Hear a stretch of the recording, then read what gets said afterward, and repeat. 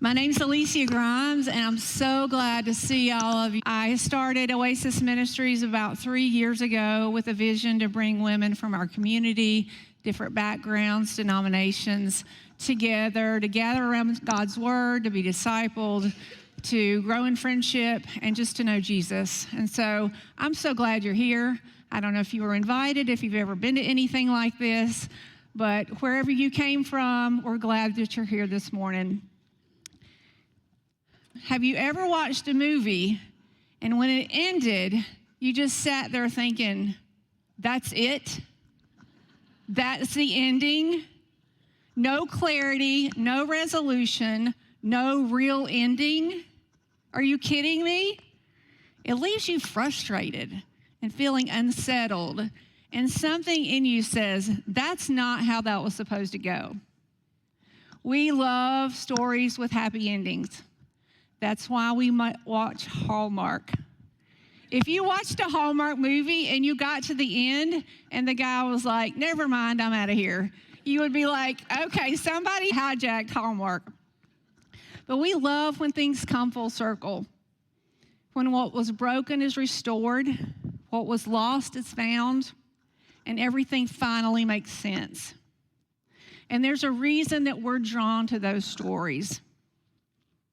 Because deep down, we long for that kind of ending.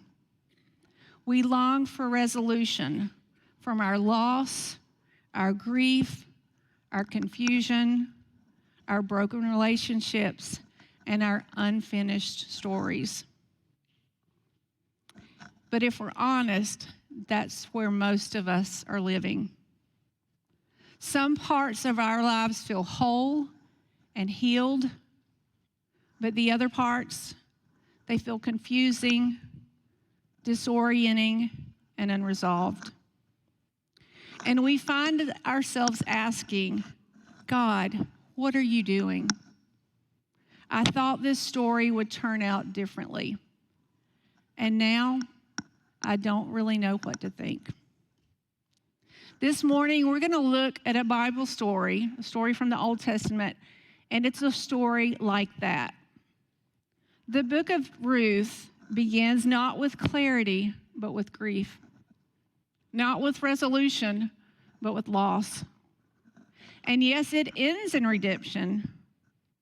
But if we're not careful, we look at the ending, focus on the resolution, and we miss what God was doing all along. And we'll start to believe that if our lives don't feel resolved, there must be something wrong. Maybe God doesn't love me.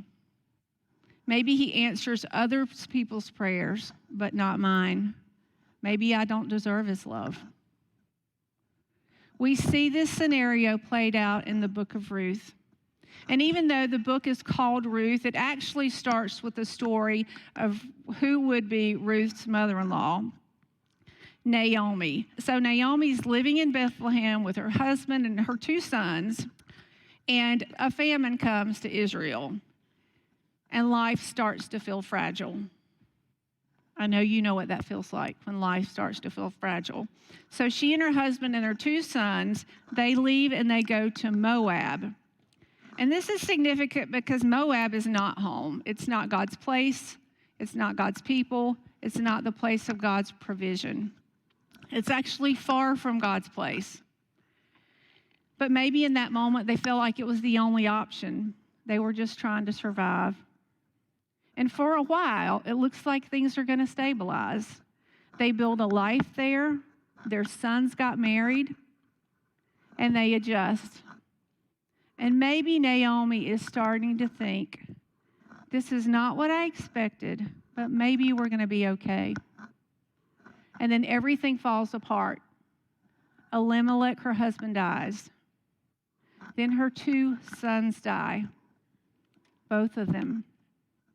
And suddenly Naomi is left with no husband, 2 widowed daughters-in-law, in a foreign land, no sons, no security, and no clear future. So Scripture tells us that this unfolded over 10 years. Sometimes we read things in the Bible and we have no concept of time. but 10 years of grief, 10 years of loss, 10 years of trying to make sense to a story that Naomi would have never chosen. Maybe you've seen that in your own life, where you look at your life and think, I didn't think it would be this way. There was a season in my life when I had an opportunity that I'd really hoped for, I'd really prayed for, and it didn't unfold the way I had hoped. So on the outside, I was still there, still doing the right things, but on the inside, I was hurt and disappointed. Because I thought, God, I thought this is where you were leading me. But anyway, there's a famine in Moab, and so Naomi hears that there's food and a harvest back in Bethlehem.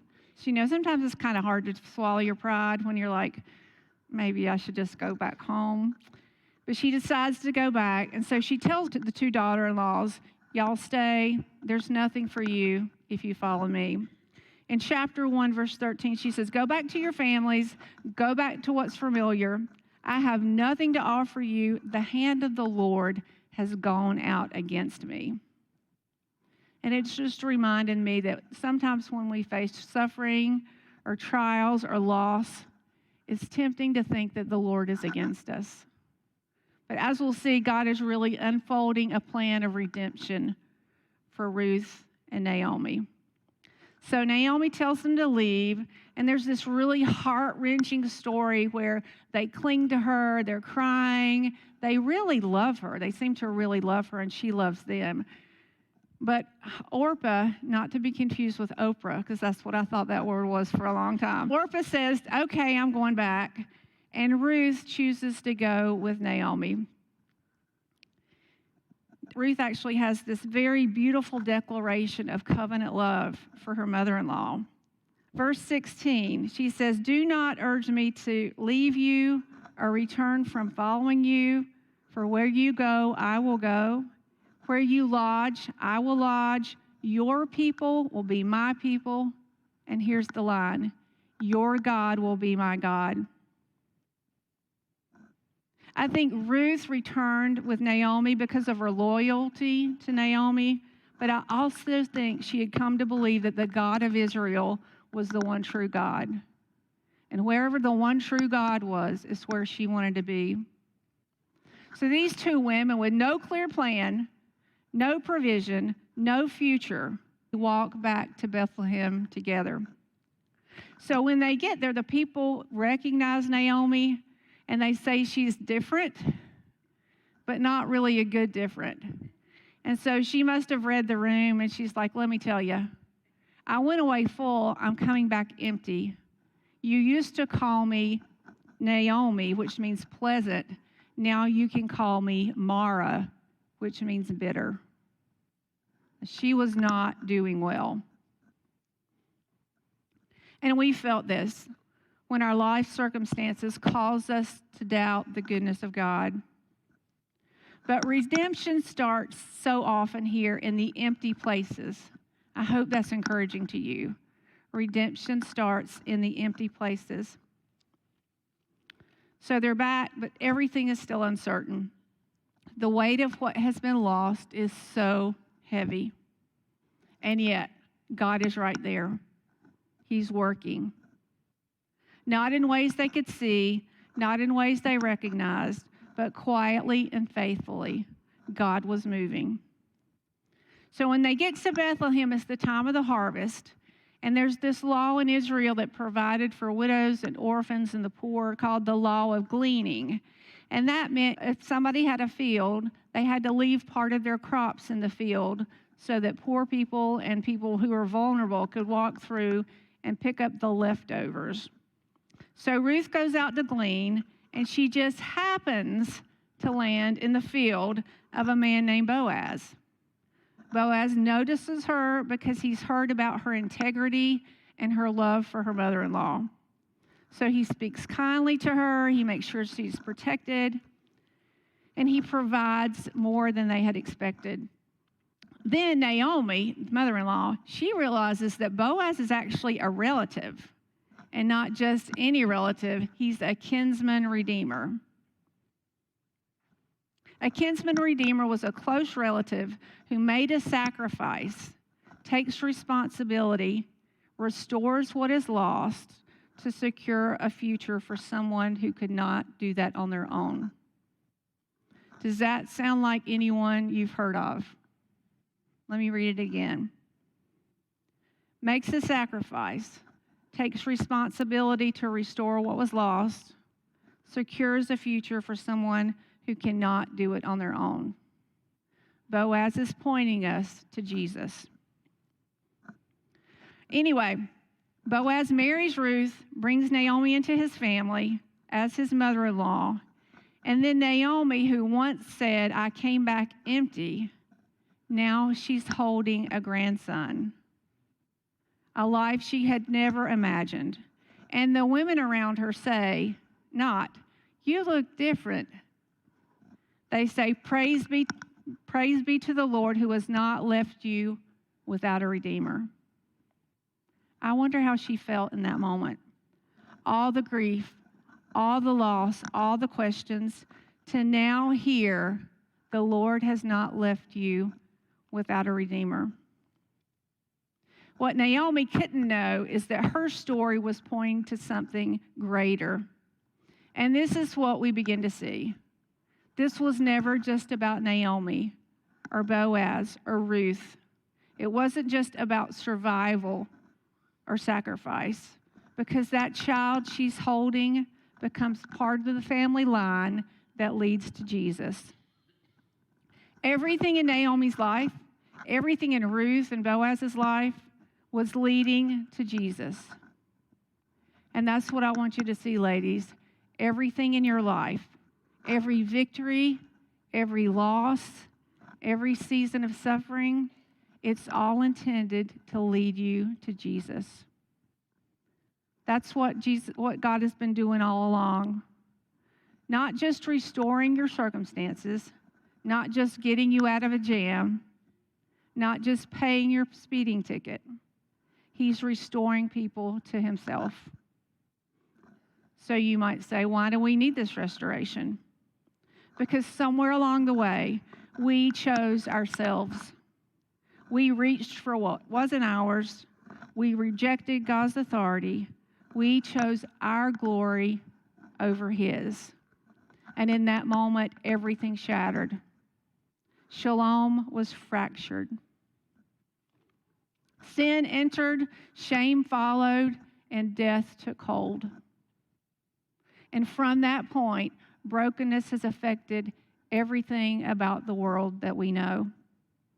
That's what went wrong. That's why we needed a Redeemer. And that's why Jesus came.